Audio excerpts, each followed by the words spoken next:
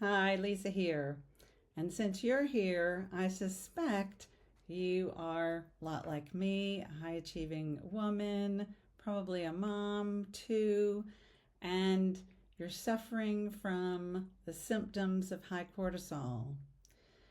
Well, you are definitely in the right place. And also, I hope you have pen and paper handy and you're planning on staying to the end. I'm going to be sharing the practices that I use with clients to help them balance their cortisol again, and I don't want you to miss anything. Let's look at those symptoms first. These are some common symptoms, and there are probably several more. I want you to just take a minute or two and look down this list and count how many issues you are dealing with now. Don't worry if it's quite a few. You can get back into balance. Now let's have a look at the root causes of those issues. So, unprocessed emotions and trauma may have come through from childhood issues. It may be more recent. There's maybe suppressed grief. There may be limiting beliefs that have been embedded that you don't even realize that you have. So, this is quite a major area that we look at. Chronic stress, we as mothers are trying to look after everyone. We're overstretching ourselves and causing this ongoing stress as we're juggling work and family and all the social activities and life. Toxicity. This is ranging from your environment, your food, and digital stress now. It's increasing every single year. We all have issues with toxicity. Living out of alignment, doing what you feel like you should do and not what's really true to you, not following your own beliefs, and that's definitely going to throw you out of balance. And another biggie, disconnection with nature and our own rhythm. We don't realize how much our biology is linked to nature. And when we are living these indoor lifestyles with artificial lights and stale air, we just are not getting the connection with nature that we need to thrive. If you've worked with some other practitioners and you haven't gotten results, this may be why. If you're working with a doctor or doctors, they are trained in pharmaceuticals, so they will be prescribing meds to deal with the symptoms, not dig down into the root causes and resolve them. Similarly, a lot of functional practitioners are not using meds, but they have replaced those with supplements to deal with the symptoms and are not always addressing root causes. If you've been doing traditional talk therapy, you might be reliving that trauma over and over, which will inflame your nervous system even more. So our objective is to make the body feel safe again so that it can move out of being stuck. Now, it may be stuck, not necessarily because it feels safe, but it feels familiar and it's afraid to move out of that familiar space. So we need to make it feel safe so it can move out of that space and move into healing mode. So let's look at the practices we use to create that safety. Nervous system nourishment. You've got to make it feel safe by nourishing it. Gentle breath work is a very powerful way to do that on a daily basis. And there's other regulation tools like some somatic movements in the body that make it feel it's quite safe. Rocking is another one. Tapping is also a very powerful practice to help trigger safety in the body. So when it feels safe, it can move into healing mode. Our nature connection practices include going out in the morning sun. That first hour after sunrise is particularly powerful. Grounding, bare feet on the ground, and anytime you can be in green spaces, that's powerful. But that morning sun and grounding are going to reduce inflammation, reset your circadian rhythm, so better sleep, balance your hormones, and even energize your mitochondria. So there's significant benefits from our connection with nature. And in fact, nature will recalibrate your rhythm faster than any supplement out there.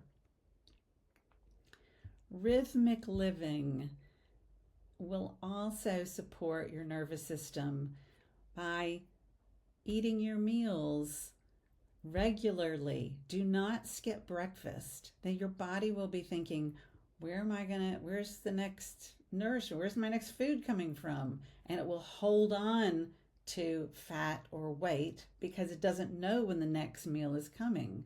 So it's important to eat at regular times, to go to bed and wake up at regular times, and that those circadian rhythms on a daily basis and even on an annual basis, because you probably stay awake longer in the summer with longer sunlight than you do in the winter with shorter hours of daylight. And even monthly hormonal patterns are, for women particularly, different types of movement are more supportive to the body during different phases of your monthly cycle.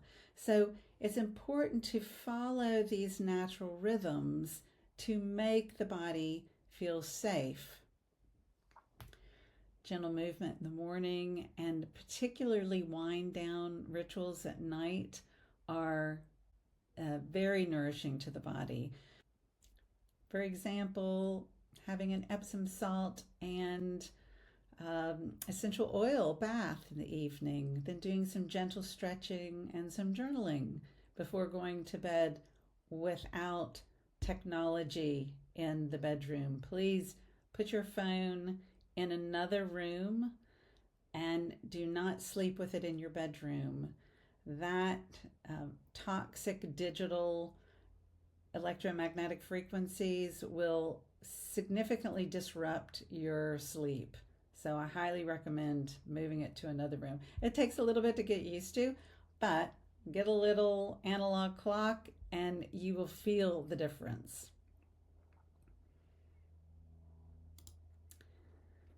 Emotional clearing is going to be needed to process some of those stuck emotions or traumas. Journaling is a powerful way to do it. Practicing the presence process where you can sit with those uncomfortable feelings until you realize that you can be with those feelings. You know, we have a full range of feelings and we need to be able to feel all of them. We don't need to push half of them away just because they're unpleasant. We need to be able to be with them until we recognize, I can handle that. Frequency balancing is kind of my secret weapon. It's a gentle way of indicating to the body, nudging it back into coherence. So it's a high-tech tool, but a gentle nervous system support. So in the end, it's what this is about is honoring what's been buried beneath our need to hold it all together. Honoring every part of ourself, and whether it's difficult or it's joyful, it's important to honor all of it. And we need to nourish, not deplete our body. Blood sugar balancing meals. All 3 meals should be high in protein, healthy fats like avocado, coconut oil, grass-fed butter, and maybe a bit of healthy fiber, and make it easy to digest for you. So the foods that are easy for you to digest. Some might be uncomfortable for you because when your nervous system is stuck, it causes the gut to have issues as well. So eat enough so that you will not be hungry, you will not get cravings, and also practice mineral-rich hydration. I have a pinch of high-quality sea salt with every glass of water that I drink for both the mineralization as well as increasing the hydration. Some people like lemon in their water as well. Herbal infusions are also very nice with a variety of minerals from a peppermint tea or a chamomile tea or different things like that. So it's hydrating as well as mineralizing. So we need to find ways to nourish ourselves, from food to practices to our thinking. Now, I have been living a holistic lifestyle and working in various forms in this industry for like 30 years. It's incredible. I'm incredibly passionate about it. And it's always been my goal to find, both for myself and for clients now as well, the easiest and most simple and most natural ways to have vital health. And I've been able to distill this down into a formula of 3 simple, not always easy, but simple steps back to vital health. And these are steps, these are some practices within those steps that I've used with all my clients. Here's an example. Emily came to me. She had Hashimoto's, she had fibromyalgia, she had quite a number of issues, particularly severe lung issues. She was on the surgery list. She had 7 different doctors she was working with. And the hardest part for her was that she was not able to be the mom she wanted to be to her young son. Well, within 12 weeks, she went on vacation to Disney World, was walking 10 miles a day, and she had no pain, no lung issues. When she went to see the doctor, off the surgery list.